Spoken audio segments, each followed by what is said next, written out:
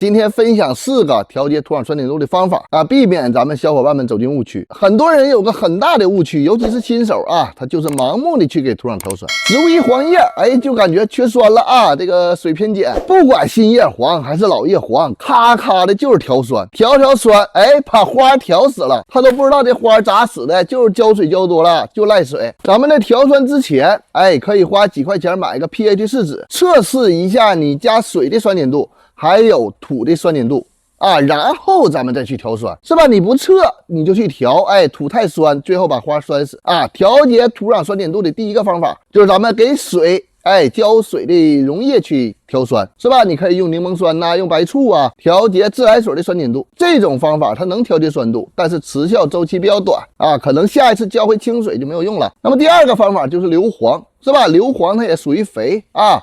硫磺它能有效的调节土壤的酸碱度，哎，但是它作用比较慢，你可能用上20天以后，你才会发现土壤慢慢的变酸。那么1到2克的硫磺，在一个花盆里，大概能够降低土壤的 pH 值0.5左右啊，它持续的周期相对比较长。一般咱们用于地栽去调节土壤的酸性。另外一个就是硫磺不是太好买。第3个调节土壤酸碱度的方法就是化肥去调节，硫酸亚铁呀、硫酸铝呀、硫酸钾呀，是吧？硫酸啊、磷酸钾都能调节土壤的酸碱度，哎，还能给植物提供一些肥力。但是用这些注意点就比较多啊。首先这些东西你不能经常性的去使用，它们都是盐，花盆里边的环境比较小，容错率比较低啊，土壤当中积累过多的盐分会造成土壤盐含量上升，是吧？这时候就影响根系成长。第2个重点就是对土壤要求比较高啊，土壤必须得透气，是吧？怕积水和过量的去浇水，是吧？土壤水多空气少的时候，大量的铁会氧化还原，毒害根系，是吧？厌氧环境下这个硫啊，经过微生物的一个转化变成硫化氢，造成根系中毒。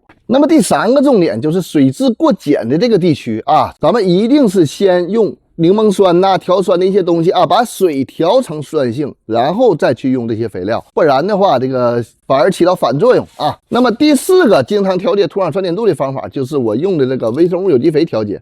这里边有乳酸菌分泌的有机酸调节土壤酸度，微生物它能分泌碳酸盐酶啊，形成碳酸。另外，通过一些微生物死亡以后，哎，细胞破裂，间接的对土壤的酸度的影响，它还能调节土壤板结啊，刺激植物长根儿。最主要的是什么？它没有副作用啊，它不伤苗。那么20天给一回，然后我就是自来水咔咔的浇，更适合于室内盆栽和新手使用啊。以上4点都能调节土壤的酸碱度啊。你了解本质以后，寻找更适合自己的方法，别忘了点赞关注啊。